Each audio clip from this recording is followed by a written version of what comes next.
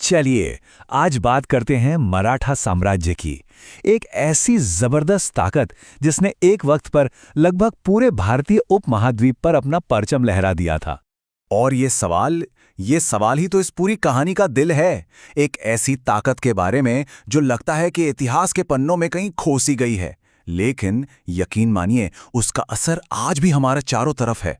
जी हाँ, जवाब है मराठा। सोचिए, एक ऐसी शक्ति जो मुगल साम्राज्य की राख से उठी और उन्होंने अपना खुद का साम्राज्य खड़ा कर दिया। एक ऐसा साम्राज्य जिसकी गूंज सीधे दिल्ली के तख्त तक सुनाई देती थी। तो चलिए इस कमाल की कहानी को एकदम शुरू से समझते हैं। जानते हैं, हर महान साम्राज्य के पीछे ना एक बड़ा सपना होता है, एक विजन।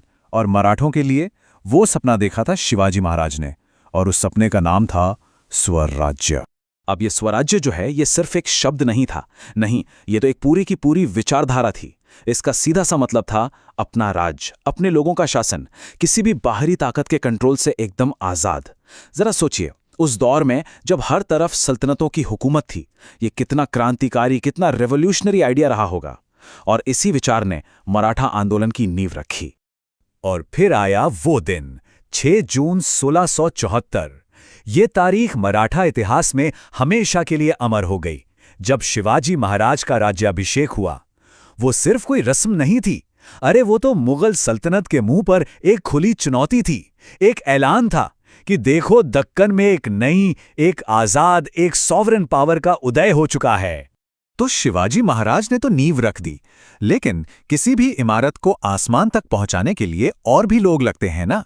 मराठा साम्राज्य के लिए वो काम किया पेशवाओं ने। ये वो प्रधानमंत्री थे जो धीरे धीरे साम्राज्य के असली शासक बन बैठे। अब कहानी में एक बहुत ही इंटरेस्टिंग मोड़ आता है। समय के साथ क्या हुआ कि असली पावर छत्रपति के हाथों से खिसककर पेशवाओं के पास चली गई। और ऐसा क्यों हुआ? क्योंकि पेशवा सिर्फ अच्छे एडमिनिस्ट्रेटर नहीं थे, वो कमाल के सेनापति भी थे। और फिर एंट्री होती है बाजीराव प्रथम की।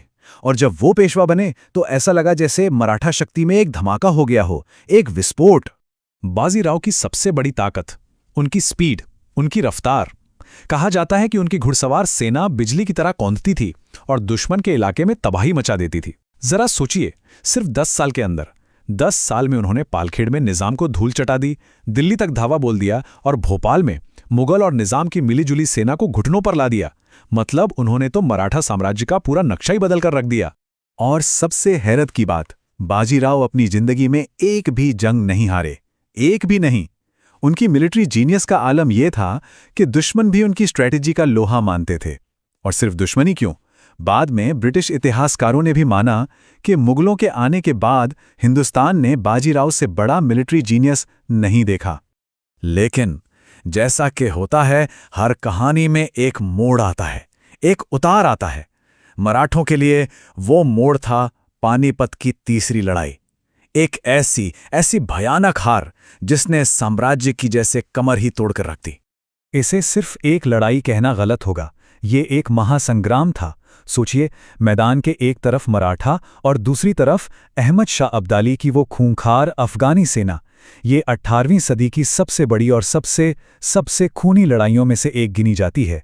अब जो आंकड़ा सामने आता है वो सच में दिल दहला देता है। करीब 1 लाख मराठा एक ही दिन में मारे गए। और इनमें सिर्फ सैनिक नहीं थे, उनके साथ आए आम लोग, परिवार भी थे। ये एक तरह से एक पूरी पीढ़ी का सफाया था। और इस हार ने उत्तर भारत में एक ऐसा पॉलिटिकल वैक्यूम, एक ऐसा शून्य बना दिया जिसका फायदा उठाने के लिए एक नई शक्ति पहले से ही तैयार बैठी थी। तो सवाल उठता है कि आखिर इतनी बड़ी हार हुई कैसे? खैर, कई कारण थे, लेकिन एक बहुत बड़ी वजह थी स्ट्रैटेजी की चूक। ये जो नक्शा है, इससे साफ दिखता है कि कैसे अब्दाली ने चालाकी से मराठों की सप्लाई लाइंस, मतलब उनकी रसद की लाइनें ही काट दी। उनकी पूरी सेना को घेर लिया गया और असली लड़ाई शुरू होने से पहले ही वो लोग भूखमरी से कमजोर पड़ने लगे थे। पानीपत का जख्म बहुत गहरा था, लेकिन मराठे उससे उभरे। धीरे धीरे ही सही, पर उभरे। लेकिन अब दरवाजे पर एक नई और शायद पहले से भी ज्यादा चालाक ताकत दस्तक दे रही थी, और वो थी ब्रिटिश ईस्ट इंडिया कंपनी। अगले करीब 40 साल सिर्फ संघर्ष की कहानी है। 3 बड़े बड़े युद्ध हुए और अंग्रेजों ने अपने डिवाइड एंड रूल की पॉलिसी का बखूबी इस्तेमाल किया। उन्होंने मराठा संघ यानी जो बड़े बड़े सरदार थे, सिंधिया, होलकर, गायकवाड़, भोसले, उनकी आपसी फूट का जबरदस्त फायदा उठाया। पहला युद्ध तो जैसे तैसे बराबरी पर खत्म हुआ, लेकिन दूसरे युद्ध के बाद पेशवा अंग्रेजों पर निर्भर हो गए और तीसरे और आखिरी युद्ध के बाद इसी आपसी बिखराव ने मराठा साम्राज्य का सूरज हमेशा के लिए डुबो दिया। और बस साल 1818 में उस महान साम्राज्य का ऑफिशियली अंत हो गया। वो साम्राज्य जिसने कभी पूरे भारत पर एक छत्र राज करने का सपना देखा था, पेशवा का पद ही खत्म कर दिया गया और जो कुछ भी बचा था वो ब्रिटिश भारत का हिस्सा बन गया। तो क्या कहानी यहीं खत्म हो गई? बिल्कुल नहीं। देखिए, साम्राज्य भले ही खत्म हो गया, लेकिन उसकी विरासत, उसकी लेगेसी, उसका आइडिया वो आज भी जिंदा है। याद है शिवाजी का वो नारा स्वराज? वो कभी भुलाया नहीं गया। 100 साल से भी ज्यादा गुजर गए और फिर भारत के स्वतंत्रता संग्राम में लोकमान्य तिलक ने उसी नारे को फिर से आवाज दी, स्वराज मेरा जन्मसिद्ध अधिकार है। और देखते ही देखते ये नारा पूरे देश की आजादी की लड़ाई का नारा बन गया। सिर्फ यही नहीं, जब हमारा संविधान बन रहा था तो आधुनिक भारत के निर्माता डॉक्टर B.R. अंबेडकर ने भी संविधान सभा में मराठा इतिहास को याद किया। उन्होंने एक तरह से चेतावनी दी कि देखो, जिस तरह आपसी फूट ने मराठों को कमजोर कर दिया था, वही खतरा आजाद भारत के सामने भी खड़ा है। और तो और गुरुदेव रविंद्रनाथ टैगोर, उन्होंने भी शिवाजी के विजन के नेशनल स्कोप को पहचाना था।